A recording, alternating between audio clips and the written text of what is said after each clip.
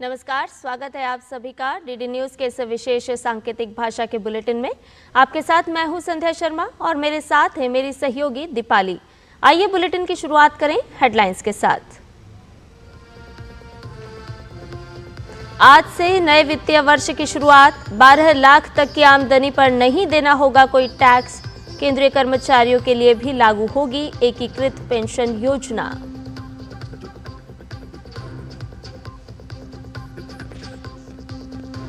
Chilli के राष्ट्रपति boric font 5 दिन की भारत यात्रा पर। प्रधानमंत्री नरेंद्र मोदी के साथ भारत चिली संबंधों के सभी पहलुओं पर करेंगे चर्चा। महत्वपूर्ण समझौते होने की उम्मीद।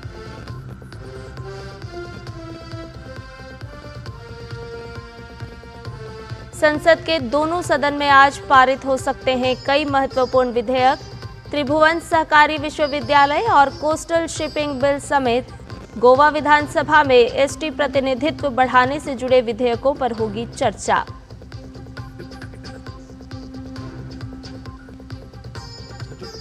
दिल्ली में आज फिर खुलेगी केजरीवाल और आतिशी सरकार की पोल। शराब, स्वास्थ्य, डीटीसी के बाद मुख्यमंत्री रेखा गुप्ता पेश करेंगी वायु प्रदूषण पर सीएजी रिपोर्ट।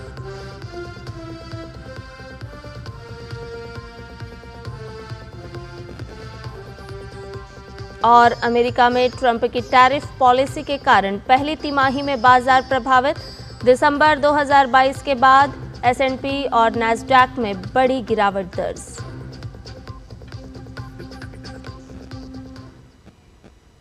आइए इन समाचारों को जानते हैं विस्तार से। आज 1 अप्रैल है और आज से देश में नए वित्तीय वर्ष की शुरुआत होती है। 2025-26 के लिए देश में कुछ नई व्यवस्थाएं लागू हो रही हैं। आज से देश में नई कर व्यवस्था लागू हो जाएगी। इसमें 12 लाख तक की आमदनी तक आपको कोई भी टैक्स नहीं देना होगा। वेतनभोगी 75,000 रुपए की मानक कटौती के पात्र होंगे, यानी 12.75 तक टैक्स फ्री। जो मोबाइल नंबर प्रभावी नहीं है उनके जरिए यूपीआई पेमेंट नहीं हो पाएगा। आज से ही केंद्रीय कर्मचारियों के लिए एकीकृत पेंशन योजना लागू हो जाएगी। जीएसटी पोर्टल पर मल्टी फैक्टर ऑथेंटिकेशन शुरू हो जाएगा, जो ज़्यादा सुरक्षित है। 50 लाख से ज़्यादा की खरीद बिक्री पर टीसीएस नहीं काटना पड़ेगा। इसके अलावा आज के बाद 15 वर्ष से ज़्यादा पुरानी गाड़ियों पर ईंधन भरने की अनुमति भी नहीं होगी। जीएसटी संबंधी गड़बड़ियों को रोकने के लिए 1 अप्रैल 2025 से नए नियम प्रभावी हो रहे हैं। 10 करोड़ से ज़्यादा के सालाना टर्नओवर वाले कारोबारियों को नए इनवॉइस पोर्टल पर ई इनवॉइस अपलोड करना जरूरी हो गया है। चिली के राष्ट्रपति गैब्रियल बोरिक फॉन्ट भारत की 5 दिवसीय यात्रा पर हैं। बोरिक फॉन्ट आज दोपहर प्रधानमंत्री नरेंद्र मोदी से मुलाकात करेंगे और भारत चिली संबंधों के सभी पहलुओं पर चर्चा करेंगे। वे राष्ट्रपति द्रौपदी मुर्मू से भी मिलेंगे, जो उनके सम्मान में भोज का आयोजन करेंगी।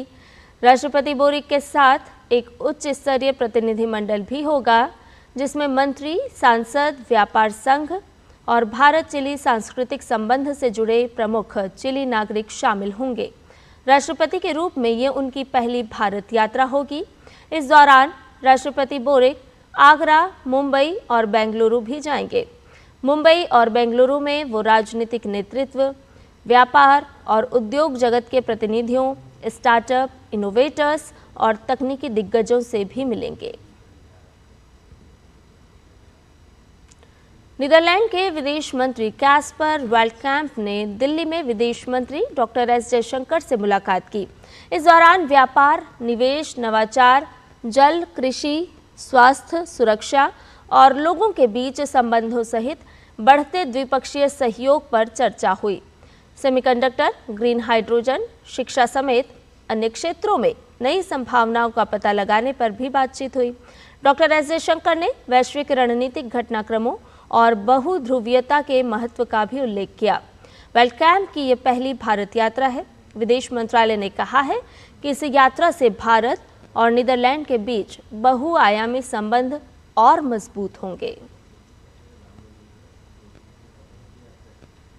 संसद के बजट सत्र के दौरान इन दिनों दोनों ही सदनों में विभिन्न मंत्रालयों से जुड़े अहम विधायी कामकाज पर चर्चा चल रही है। इसी कड़ी में आज उच्च सदन में शून्यकाल और प्रश्नकाल के अलावा विभिन्न मंत्रालयों से जुड़े प्रतिवेदन रखे जाएंगे।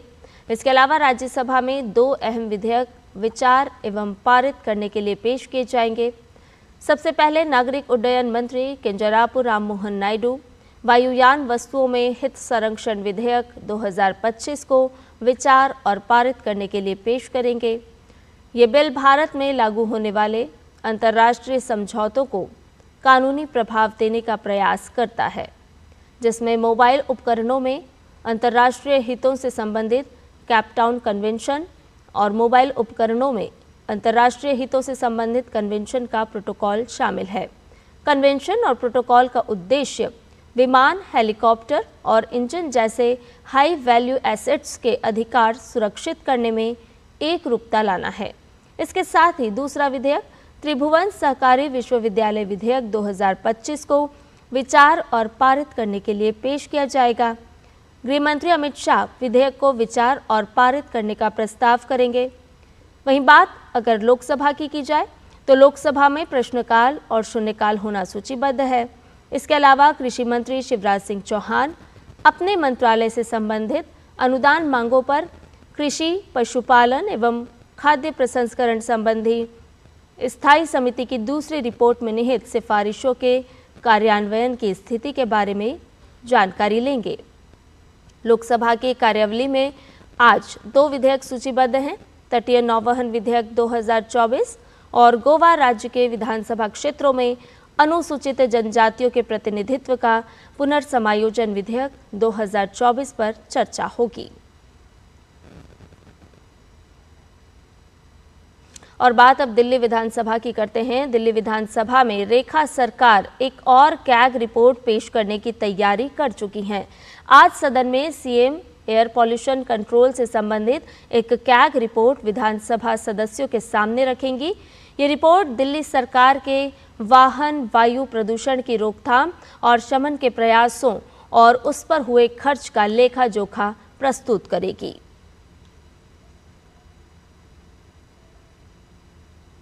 पश्चिम बंगाल में दक्षिण 24 परगना जिले के पाथर प्रतिमा में कल रात एक घर में घरेलू गैस सिलेंडर विस्फोट में 4 बच्चों और 2 महिलाओं समेत 7 लोगों की मौत हो गई। सुंदरबन पुलिस जिले के पुलिस अधीक्षक कोटेश्वर राव ने घटना की पुष्टि करते हुए बताया कि पाथर प्रतिमा प्रखंड के धोलाहाट गांव में हुए विस्फोट में एक महिला घायल भी हुई है।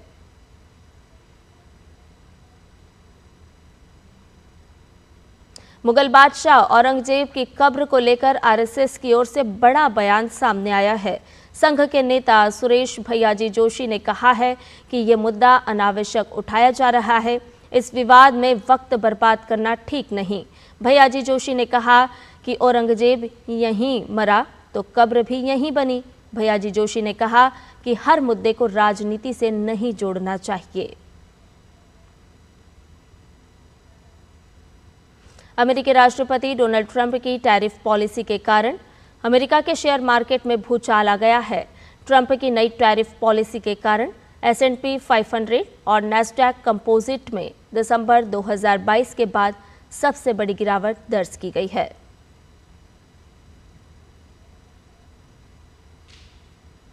नासा के अंतरिक्ष यात्री बुच विल्मोर और सुनीता विलियम्स ने 9 महीने बाद स्पेसएक्स कैप्सूल से पृथ्वी पर लौटने के बाद ह्यूस्टन में एक प्रेस कॉन्फ्रेंस की। विल्मोर और विलियम्स ने कहा कि उनके अंतरिक्ष मिशन में आई दिक्कतों की जिम्मेदारी वो खुद लेते हैं, जिससे ये छोटी अवधि की उड़ान लंबी हो गई थी। और अब बात आईपीएल की। मुंबई इंडियंस ने हार्दिक पांड्या की कप्तानी में कोलकाता नाइट राइडर्स को 8 विकेट से हरा दिया। इस जीत के साथ मुंबई ने टूर्नामेंट में अपना खाता खोला। इससे पहले खेले गए दोनों मुकाबलों में टीम को हार का सामना करना पड़ा था। इस मैच में कोलकाता नाइट राइडर्स ने पहले बल्लेबाजी करते हुए सिर्फ 116 रन बनाए, जिसे मुंबई इंडियंस ने 12 ओवर 5 गेंद में 2 विकेट के नुकसान पर आसानी से हासिल कर लिया।